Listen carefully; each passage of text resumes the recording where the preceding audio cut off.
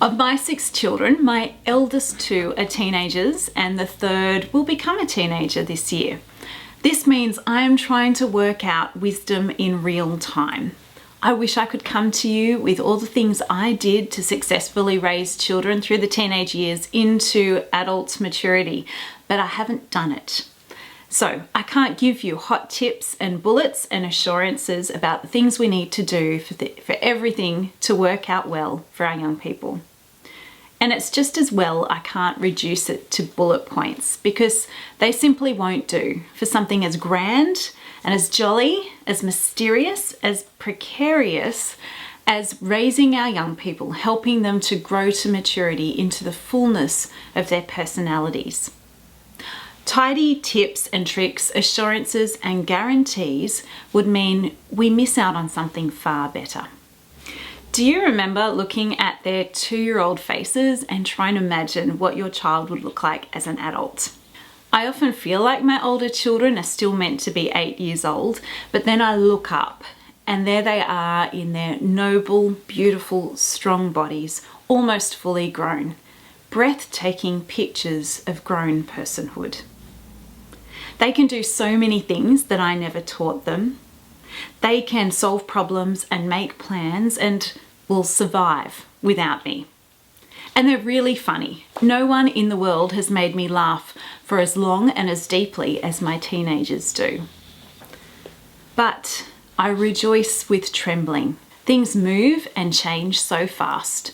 Opportunities come up so quickly. They have enormous potential to be so busy, and their lives start to be lived on a larger canvas, a larger scale than what they've had before, just within the confines of our family and our home. There are so many ideas, so many opportunities, so many variables, and it's easy to fear that the hard-won habits and interests of their childhood are being lost.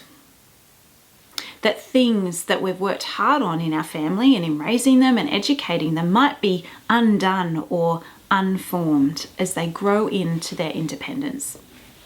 Our homes are places where our children are fed and furnished towards a full life, the fullness of their personhood, where they can ready themselves for whichever calling might come for them. In the teenage years, the time of departure is in view, but we're not there yet.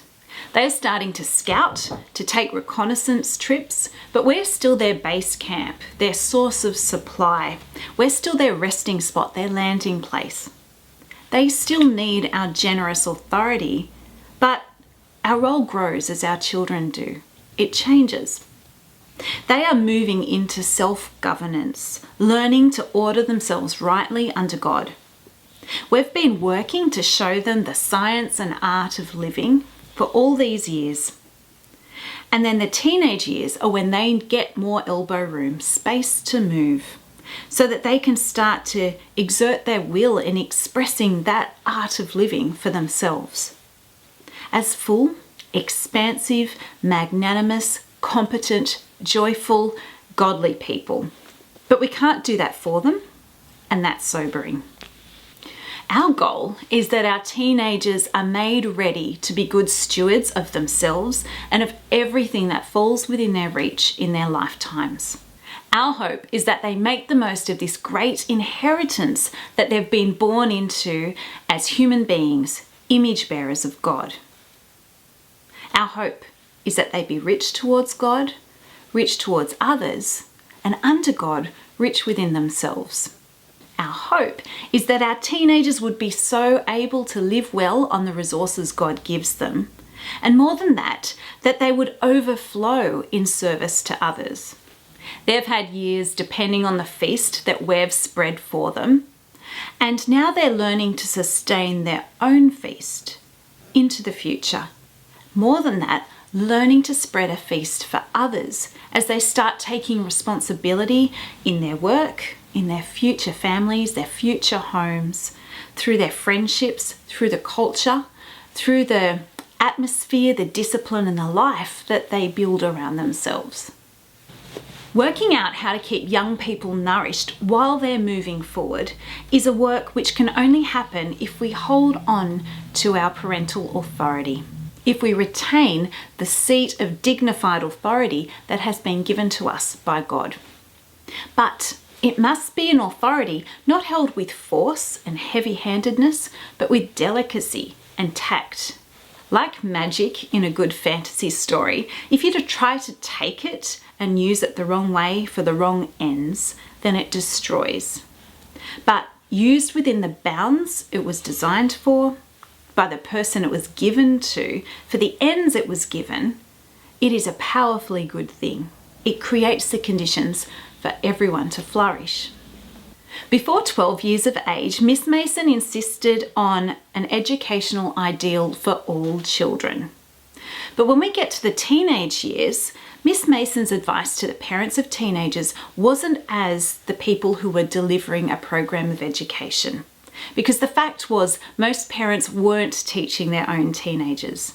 In her era, by the time they were teenagers, children were either in a boarding school, or her preference would be a day school, or if they're in the working class, they would be in full-time work by the time they were in their mid-teens.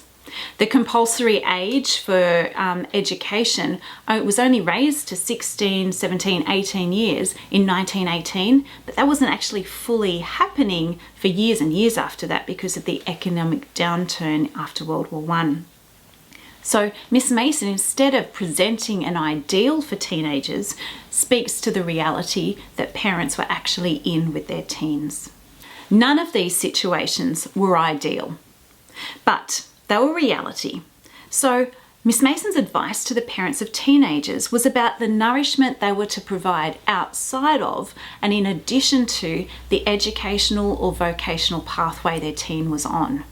My assumption in this workshop is that because we're coming from different places from all over the world, I'm in Australia, we've got friends in South Africa, the UK, North America, South America, Asia, we're each preparing our teenagers to be fully prepared adults in very different countries and climates and economies. We have different opportunities and different limitations. There are different pathways available, and there are going to be so many variables there that instead of addressing those variables or an ideal that may not actually be an option for all of us, I'm going to follow Miss Mason's advice to the parents who are trying to assess the merits of their ideals and work out how to compensate for them. Our friends at A Delectable Education have done such a thorough job at showing us what Miss Mason's program up to Form 5 and Form 6 would be, that's actually really helpful. If we are in a position to roll out that intellectual training, then we're well provided for there. So instead of that, I'm looking at the things outside of their schooling. Miss Mason pointed out that all the situations teenagers were in ran the risk of devitalizing the young people and of robbing them of their appetite for knowledge, of their desire to know. This would be either because they're in a dead utilitarian training for one particular job, or they might have been in a school situation where there was plenty of intellectual nourishment, but it was handled in such a way as to leach all the living ideas out of it because the kids were so busy cramming for exams for entry into universities. Teenagers were facing the sort of education which dulls their appetites and made them too easily satiated with a night of bridge or a day of golf. She says, "Without knowledge, the mind stagnates, faints, perishes." A busy, energetic, sociable, competitive, disciplined, varied environments, which were found in many of the schools these teenagers were in, would satiate the young people. She applauded the lovely balance of activities and stimulation, and she said we wouldn't want them to go without those things, but those things on their own were not enough. The stimulation, the satisfaction that the teens would get in that busy environment would mean that their power for taking in and digesting the nourishment they needed would wane. This feeble digestion leads to malnutrition. Miss Mason's great concern in the teenage years was that parents need to retain their seat of God-given authority and take the leadership necessary to provide the intellectual nourishment that their teenagers were missing. and we'll talk about how a bit later in the workshop. The parents of teens needed to be aware that whatever educational pathway their teenager was on, it was having a formative or a deformative effect on the teenager. Miss Mason counsels the parents of teenagers to discern the strengths and weaknesses of the situation the teenager was in or the option they were considering. In Formation of Character, Miss Mason says, "But the thing is to look the matter in the face, to take count of what they, the schools, do not provide, and to see that any culture or moral training which the schools fail to offer is to be had in the home." She puts a lot of emphasis on the role that home had to play, that the work parents still had to do, even while the time spent at home by the teenagers was decreasing. Home still matters. Parents still have a role to play, even in situations where some of that training has been given over to someone else. Unlike the boarding schools and day schools, the risks of a home-based education for teenagers, now it was mainly the young women of upper-class families who would be in that situation of having a home-based education. The risks of a home-based education were idleness, desultory habits, not enough exercise, all of which lead to mental and intellectual stagnation. This group of teenagers most resembles our homeschooled teenagers today. She has a sobering quote and says, "How great the value of school discipline is to girls they can appreciate who have had the experience of the vagueness, inaccuracy, want of application, desultoriness, want of conscience about their work, dawdling habits of young women brought up at home under the care of governesses." It's a reminder that for all the good gifts that come to our children through home education, they're held in tension with some potential deficiencies. If the parents of schooled teens needed to assess the strengths and weaknesses of the school options their teens were in, and counterbalance those weaknesses, then we need to be honest about some of the limitations of extended home education for our teenagers. If we follow Miss Mason's program through to the end of Form 6, they won't be an intellectual deficit, but we might have some habit and character weaknesses. There might also be some good desires and needs that our teenagers have as persons which can be frustrated in the home, depending on the context in which we live and the nature of our work and the role our home plays and in society, in our neighbourhood, how connected we are with other people. Miss Mason's advice to the parents of young women in the book Formation of Character really becomes helpful to us here as we think about how to help our home-educated teenagers grow into the fullness of their personhood while they are still close to us. We'll touch on this toward the end of the workshop. We need to be aware of the effect that each option might have on our particular teens in our particular context, and then supplement what we need to. We can't expect any one option to be ideal. So why does this home nourishment matter so much? We need to ensure our teens are feasting intellectually as they are moving forward, because the chances are, unless we're supplementing what they're getting, unless we're keeping a table set for them and providing intellectual culture in the home, they're not getting all that they need. We must not let them starve into adulthood, even if they haven't noticed their own hunger. In Volume 6, Miss Mason talks about the various disorders that take up residence in people whose minds are empty. A mind starved of living ideas can make a hell out of heaven. Discontent and listless, a starved intellect tends toward a self-devouring misery.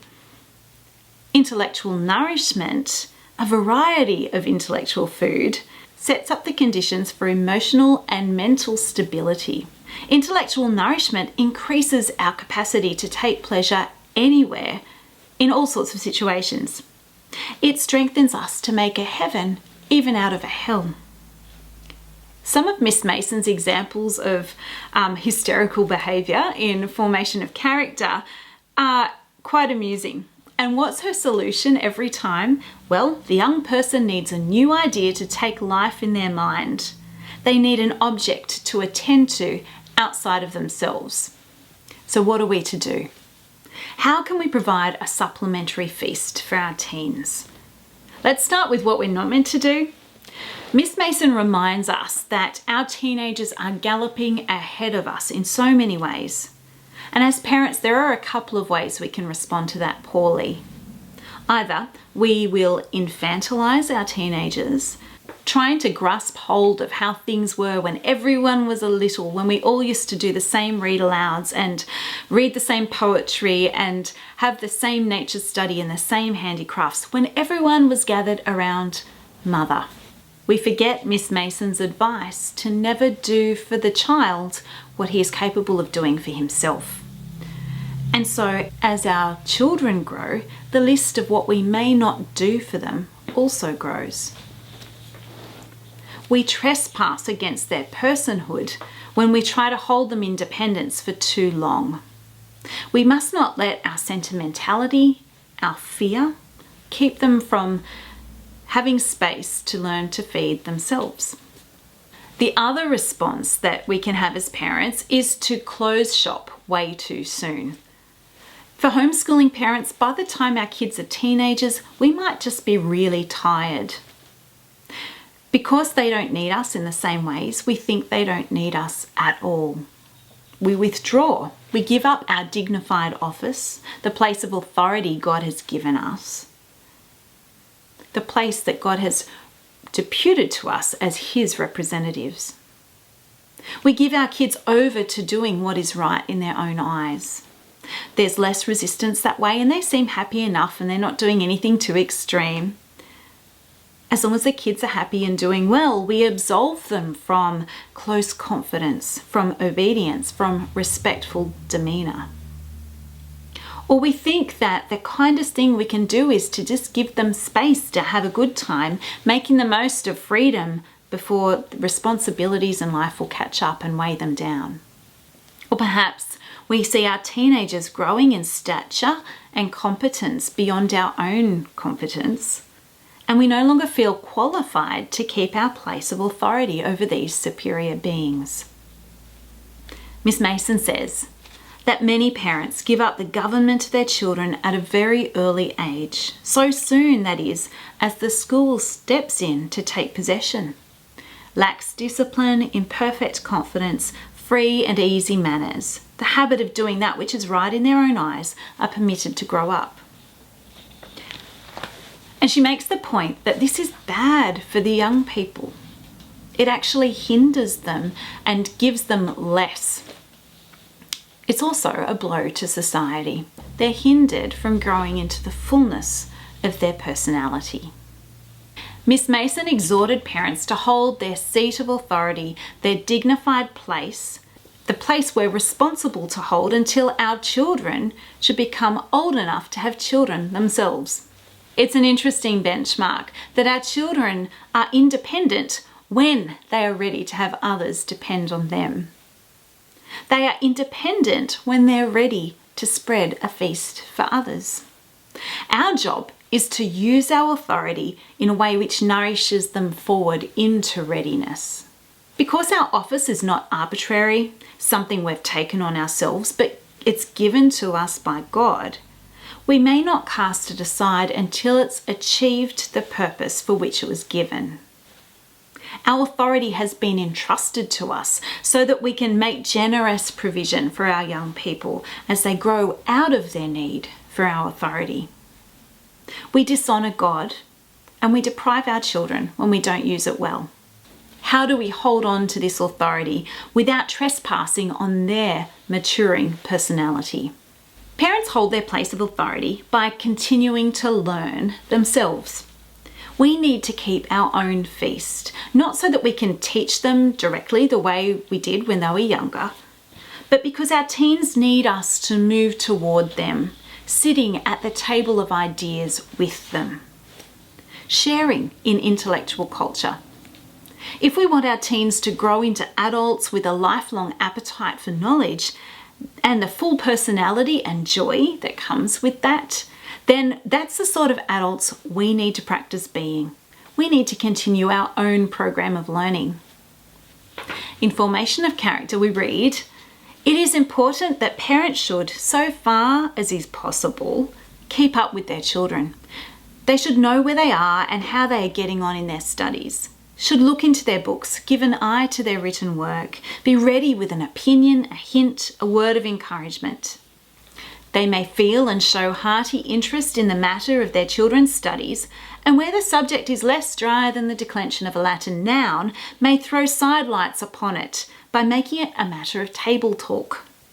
And this for a double reason, both as holding up the hands of the schoolmaster and as strengthening their own.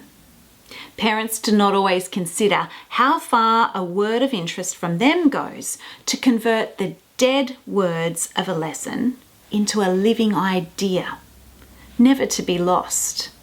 And there is no excuse left for getting rusty in these days of many books. The schoolmaster reaps the benefit of such efforts. His task is lightened. But of more consequence it is that the parents themselves keep their place as heads of the family. They keep the respect of their children. For once a boy begins to look down on the intellectual status of his parents, the entire honour and deference he owes them are at an end. Any pains taken to keep ahead should be repaid by the warm glow of honest pride the young people feel at every proof of intellectual power in their parents. Just as the teens' relationships with others benefit from their own intellectual diet, the more they know, the more they have to talk about with more people, our relationship with our teens benefits in the same way.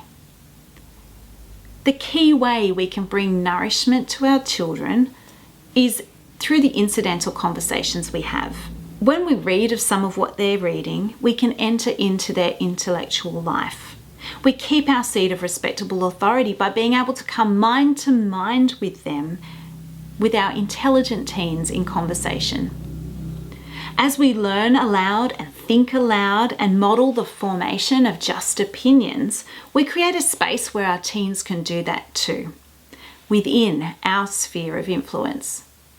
If we're to fulfill our duty to our young people without telling them what they must think, then we need steady, regular time at the table of ideas together, and this will probably happen most consistently at the table of food together, at the actual dinner table.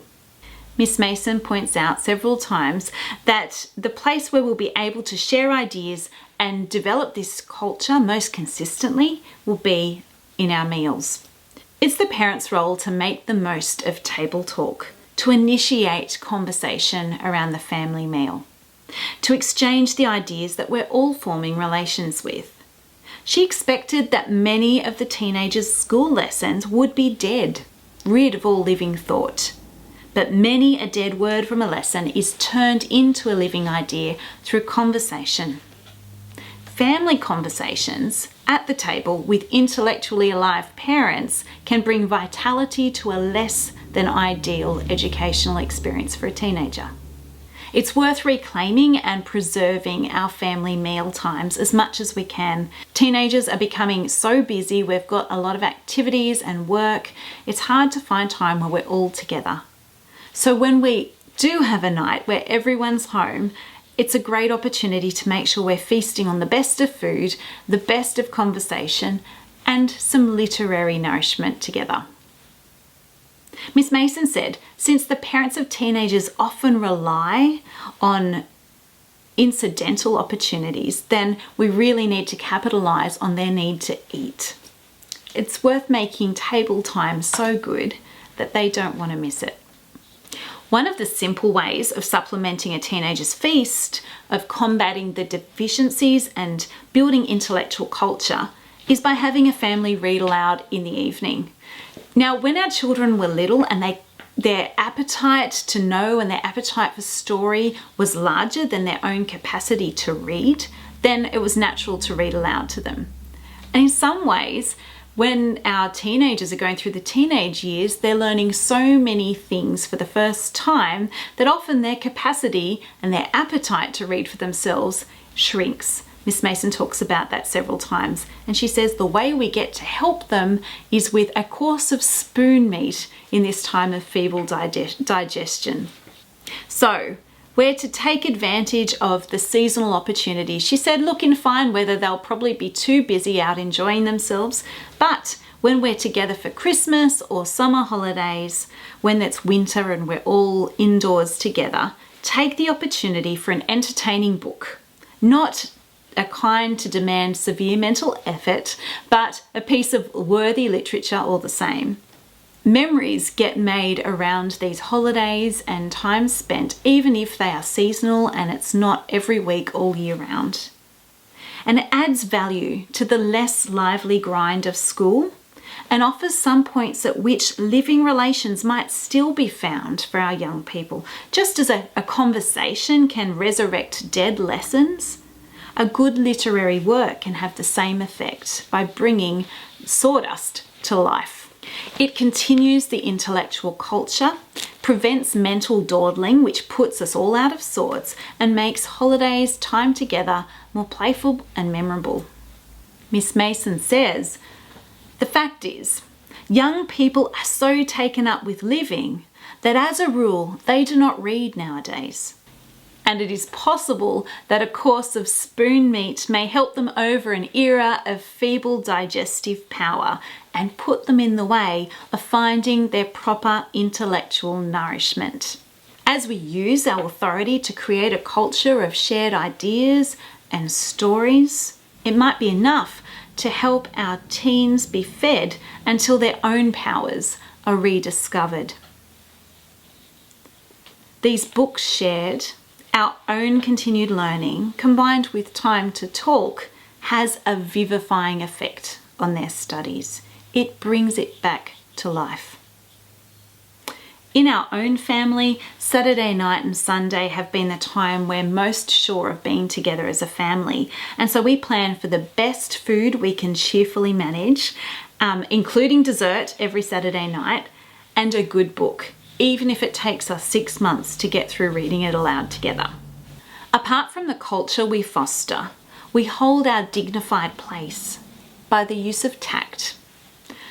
Parenting a teenager is a work of observing and measuring, discerning and counterbalancing. A delicate work which needs to be done in a way that respects the personhood of our teens and preserves and enhances the relationship we have with them. As well as an intellectual engagement, our teens need an emotional and relational connectedness. So instead of being an antagonist to our teenagers, we need to come to them as an ally and a confidant.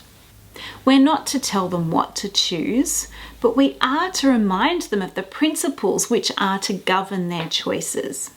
We're to give them elbow room. This is the next stage of masterly inactivity, of being present with a judicious eye, wisely directing them, helping them to notice things, but then letting them alone to practice the use of their own will.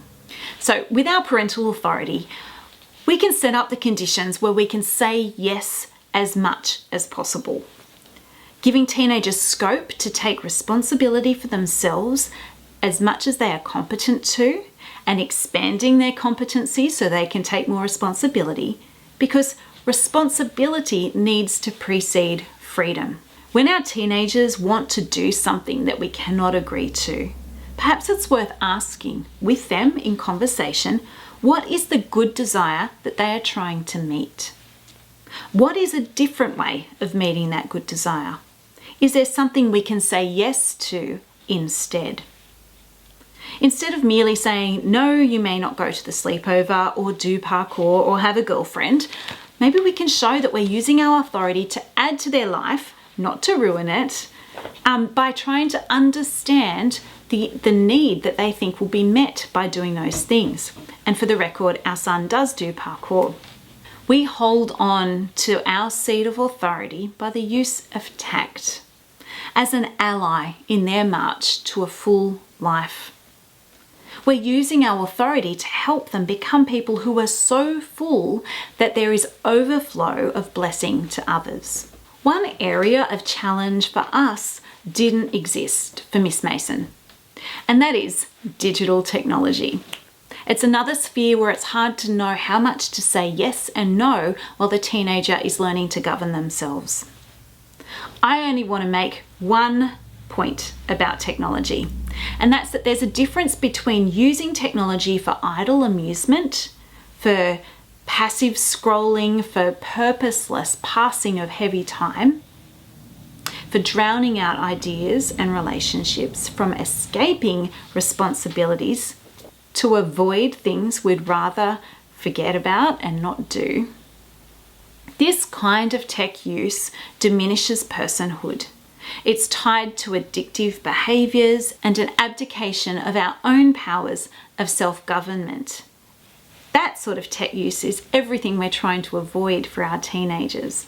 So we need to be on the lookout for when our teens' tech use is of that nature. And we need to have retained enough authority to help them towards wisdom. The risk of the narrowness of personhood that Miss Mason warns us about is fast-tracked in social media and the digital world. But technology can be a marvellous tool to share ideas and support relationships where we're so geographically spread out. We don't live in a village anymore. We're all participating in this conference because of digital technology. There are an enormous number of skills and people who have spent time cultivating those skills that mean we can all come together and feast on ideas. The digital world is part of the inheritance our young people are born into in this day and age. So in our home, this has meant in childhood, our kids have almost no digital activity. There has been a focus on forming a wide web of relations using slower medium like books and things in real time and space using real materials. In the teenage years, our teens are permitted to have purposeful use with permission in a public space of technology. So this means it might be, Mum, may I please use the iMac so I can watch a tutorial on how to use oil paints, or Mum, I've forgotten how to tie this abseiling knot, can I please look it up? To which I say a hearty yes, please do. There's a way of using technology which grows out of living ideas and which helps support those ideas. It comes from a desire to know instead of squashing a desire to know. It expands our relations with skills and with other people and sets us up to share a feast more widely with other people. Miss Mason said that the teenage years are when the young people, instead of just narrating the ideas of others, start to compose their own ideas. The digital world gives our teenagers so many ways in which they can compose and share their own thoughts and spread ideas for others.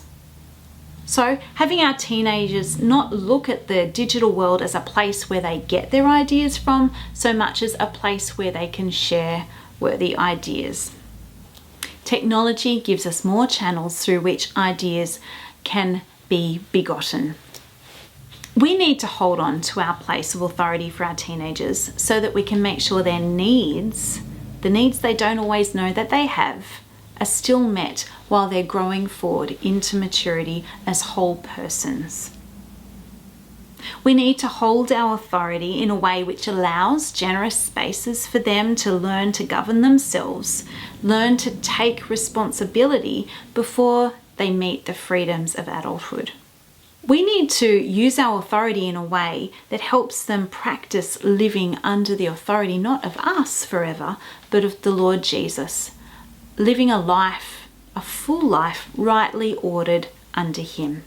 And as they do that, they can live in a way that takes the small feast we have spread for them in our home for years on end and multiplies it, that will nourish so they can be nourished for themselves into the future, and so they can become people who nourish, who spread a feast for others. Our well-nourished teens are taking the feast forward. May the Lord make it so. Well, there are several things that I wanted to include in this workshop that we just didn't have time for, how we're figuring out some of this stuff in our own household with our own teenagers. So there's a link in the resources section where you can watch a supplementary video just talking through some of the implications we're finding from what Miss Mason says about teenagers.